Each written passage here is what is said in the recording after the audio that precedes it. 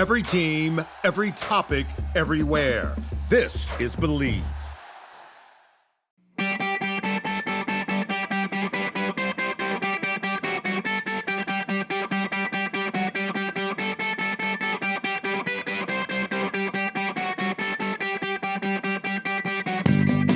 What's up, everybody? This is Daddy Jeffrey Scott Lavecchio off of paternity leave, fresh off the P leave here. First short shifts back. Excited to be back. I've already had 16 cups of coffee. Not really, but I feel like it. I'm so excited to be back and helping you guys out. So today's short shifts. Toph has no idea what I'm going to talk about. Earlier short shifts from this week was talking about shooting pucks or tipping pucks, sorry. And Toph said something that is really funny in that episode because it has to do with what I wanted to talk about. He said that players don't forget the puck doesn't see what your eyes see. The puck sees what your stick is seeing. In other words, like if you see a corner, that doesn't mean that your stick can see that corner. You have to know what your stick is seeing. And this is something that I didn't learn until I got to college hockey and started asking my goalies, why am I scoring? Why am I not scoring on you? And they taught me, I'm looking at your blade. I was, oh, okay. So Toph, I wanted to talk about in relation to shooting pucks before you're shooting, being deceptive, some different ways that players can be deceptive before they shoot the puck to try and trick the goalie. Ooh, very, very interessante. Though there's a couple different ways that I think are good. First of all is your eyes. You guys, forget about the stick for a second, but when we talk about deception, I think the best thing is your eyes. If you're looking one way, and that is giving the goalie and potentially giving the D information that, oh, he's looking that way, and then boom, you pass it the other way. Like, I think that's a huge thing. Like, everybody's reading your eyes, especially the goalie. Like, so if you, again, like just think about on like a 2-on-1, right? We're on a 2-on-1. I'm a lefty. I'm coming down the left side on my left wing, and I'm looking pass. What's the goalie thinking? Pass. Goalie's thinking pass. Boom. Nope. Shoot, shot, short side. There we go. Or I'm shooting, or I'm looking shot. I'm just looking at the goalie. But in my, peripheral vision, I see a passing lane, and it's empty net for my teammate because the goalie's thinking that I'm going to shoot. And so you can tell a lot of false information with your eyes. Number one. Second thing is your upper body. Again, so just think about, again, like just on a 2-on-1, for example. Okay. We're like let's say we're on our offside now, right? So we're on our offside, and we're like, we put our upper body in like this way where it definitely looks like we're going to pass. And then whoosh, we shoot. So your eyes and your upper body, number one, I think, and number two, I guess, are big ones as it relates to deception. And there are definitely things that you can do with your stick to be able to do that too. Again, it's just providing false information on where you want the goalie and where you want the potential defenseman to think that you're going. And so by using your stick and your hands to kind of like shield the puck and then push and then boom, and then pull and then boom to shoot or to pass, you can use your stick by angling it in different ways to make it look like you're going to go a certain way, and then you go a different way. I love that. And you can pull, you can push, you can fake shot, push, fake shot, pull. You're coming down on a one-on-one. As you get older, it's harder and harder to beat guys one-on-one all over the ice, but especially like a forward against D one-on-one. Yeah. It's tough to beat D one-on-one as you get older. You get a pass out in the high slot or something, and a guy's coming out on you, use them as a screen. Find a way to shoot through their stick triangle. So like you see them coming out at you, their stick's out in front of you, you push it a little bit, they're going to move their stick on puck and open up that triangle of their body, their arm, and their stick. So when you know that, push it. As soon as that stick moves over, rip a quick shot through that triangle of the stick and the body. It's very, very hard for goalies to see that puck coming.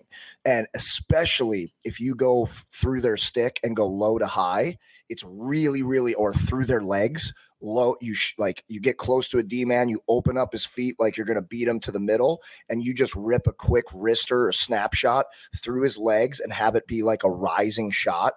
Very, very, very hard for goalies to see that coming. Yeah, using the D-man as a screen for sure. And then the other thing with that, once you shoot the puck, your job is not done. We kind of talked about this in relating to the last short shifts with the screens. Like when the D-man shoots it and you're trying to tip it, and then you got to spin, right, to look for the rebound. Same thing on the rush. Like if you're on a rush and you're using the defenseman as a screen, once you shoot that puck, make sure you're going right to the net for the rebound. Because what's that defenseman going to do? First of all, the defenseman's trying to jam you, so they're already up on their toes. And then once you shoot it, then all of a sudden, what are they going to do? They're probably going to look back and turn around to see where the puck goes. And in that, they're going to lose you. And so you just right around them, and potentially there's a rebound right there as well. And that's why I think like in those instances, like shoot the puck low. Everybody wants to roof the puck, but shoot the puck low because so many rebounds, second chance opportunities happen from there. And so like once you shoot it, again, beat that defenseman to the net. I think that's a huge thing too. And when you think about it too, like what happens when you start doing your shot?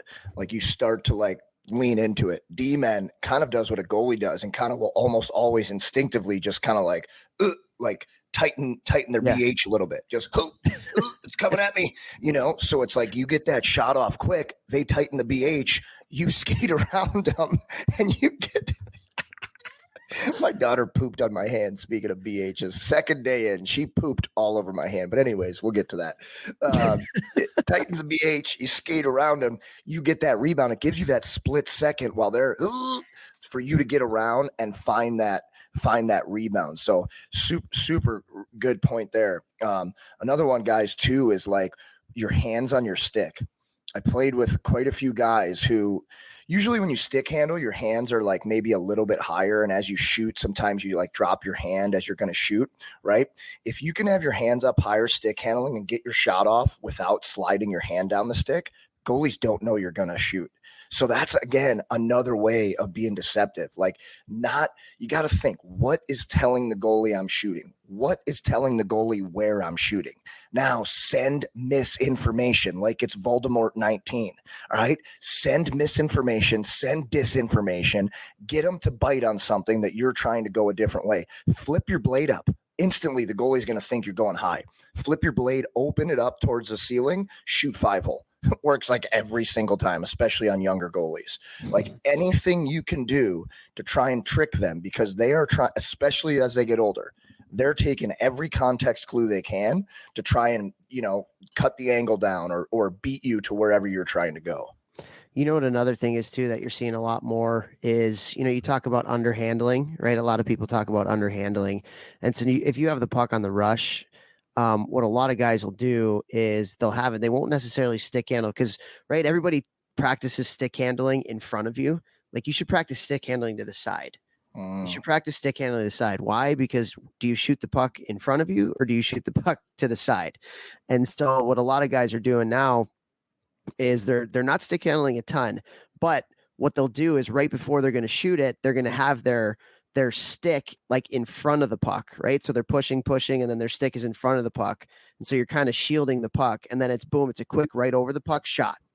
You know what I mean? Like, you're saying the puck is hidden behind your backhand, kind of exactly. like before you're about to shoot it. And then you pull it over the puck, bang.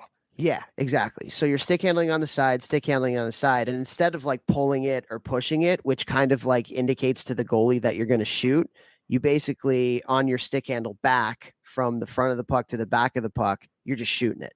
And so you're hiding the puck.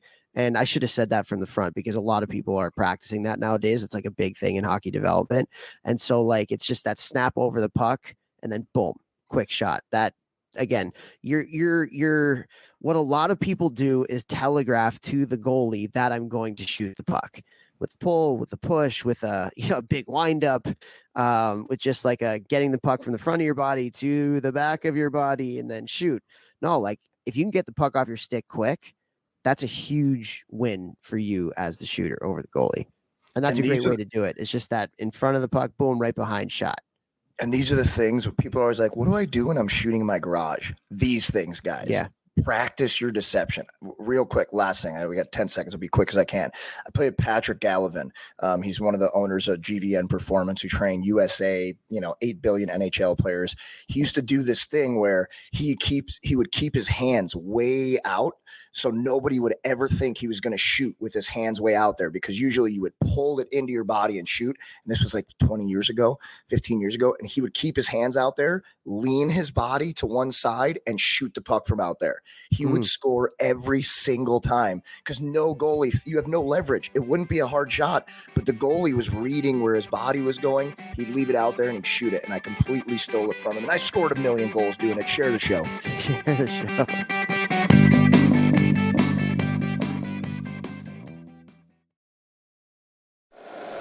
If you like the show, please take a moment to rate, review, and subscribe. It really does help the show to grow. Thank you for listening.